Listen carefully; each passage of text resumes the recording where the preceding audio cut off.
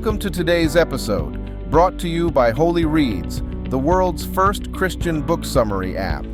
With Holy Reads, you can discover more powerful insights and summaries from over 1,000 Christian books in under 20 minutes.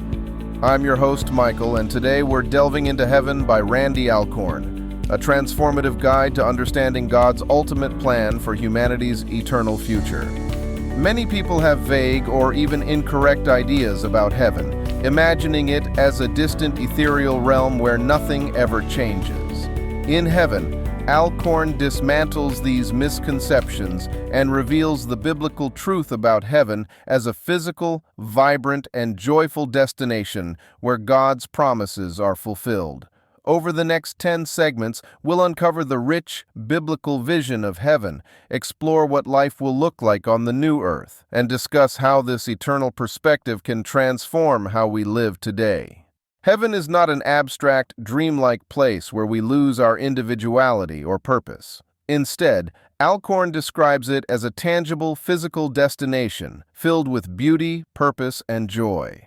The Bible speaks of heaven as a restored creation, a new earth that fulfills God's original design before sin entered the world.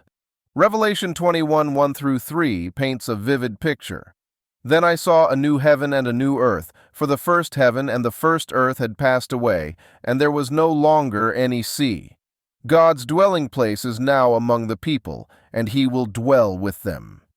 This vision reminds us that heaven is not a disconnection from this life, but a restoration of everything good and pure, untouched by sin or decay. It will be a place where we experience the fullness of life, both spiritually and physically. Alcorn explains that when Christians die, they enter what he calls the intermediate heaven, a temporary state where believers are consciously in God's presence. This is not the final destination, but a waiting place before the resurrection of our bodies and the creation of the new earth. Revelation 6, 9-11 provides a glimpse of this intermediate heaven, showing the souls of believers worshiping God, aware of events on earth, and communicating with Him.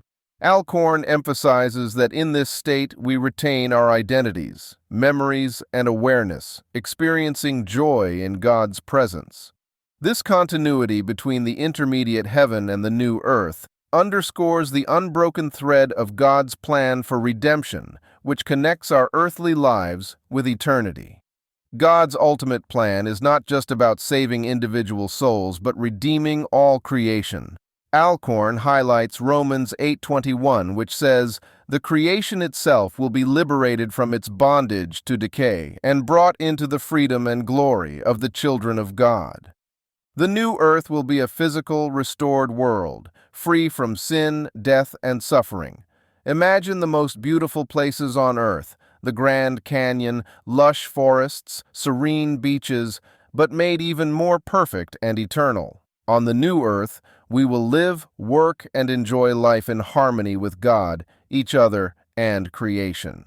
This vision challenges us to rethink eternity, not as a distant realm, but as a renewed version of the home God originally intended for humanity. A central promise of heaven is the resurrection of our bodies. Alcorn explains that just as Jesus was resurrected in a physical, glorified body, so too will we experience resurrection. Philippians 3:21 says that Jesus will transform our lowly bodies so that they will be like his glorious body. Our resurrected bodies will retain our unique identities, but will be free from sickness, pain, and death. They will be suited for eternal life on the new earth, enabling us to enjoy all its beauty and adventure without limitation. Alcorn uses Jesus' post-resurrection appearances as a model. Jesus ate with his disciples, walked and talked with them, showing that our future bodies will be tangible yet perfected. What about our relationships in heaven? Alcorn reassures us that we will recognize and enjoy our loved ones. While earthly marriages won't persist in the same form, our relationships will be even deeper, free from the misunderstandings and conflicts caused by sin. Heaven will also bring new relationships as we live in perfect harmony with all believers. Revelation 7:9 describes a diverse multitude from every nation, tribe, people, and language worshiping together. This unity reflects God's heart for diversity and community. Our relationships will be grounded in God's love, making them richer and more fulfilling than anything we've experienced on earth. One of Alcorn's most exciting insights is the continuation of culture and creativity on the new earth. He explains that activities like art, music, storytelling, and even technological innovation will not only exist but thrive in heaven.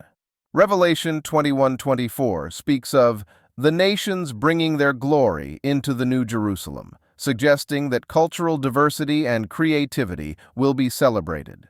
Imagine exploring new forms of art, composing beautiful music, or discovering innovative ways to glorify God. This perspective reshapes our understanding of worship, expanding it beyond singing to include every joyful act done in service to God's glory. Work is often seen as a burden, but Alcorn reminds us that it was part of God's original design before the fall. On the new earth, work will be meaningful and fulfilling, free from the frustration and exhaustion we experience now. Genesis 2:15 describes Adam's work in the garden as a joyful act of stewardship. In heaven, we will continue to partner with God in caring for creation, using our talents and skills to contribute to the flourishing of the new earth. Imagine building, creating, and collaborating with others in ways that bring joy and reflect God's creativity. Worship in heaven is not confined to singing hymns in a celestial choir. Alcorn redefines worship as every act of love, service, and joy performed in God's presence.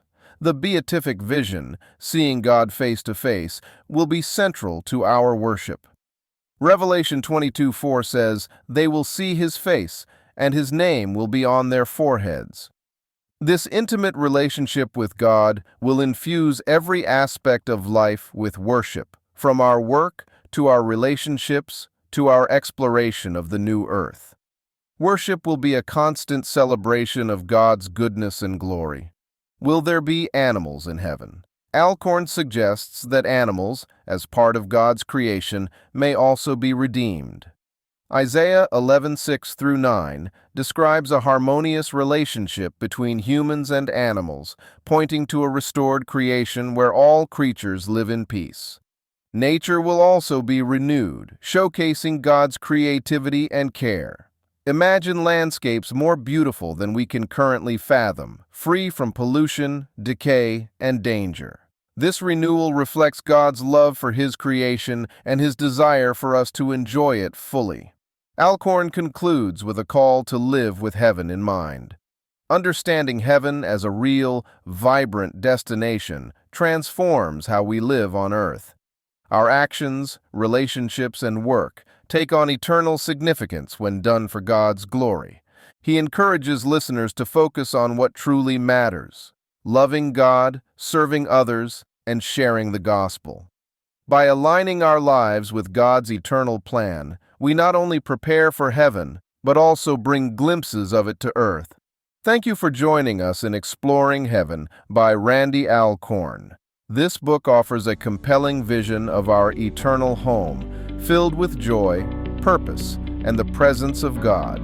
This podcast was brought to you by Holy Reads, the world's first Christian book summary app.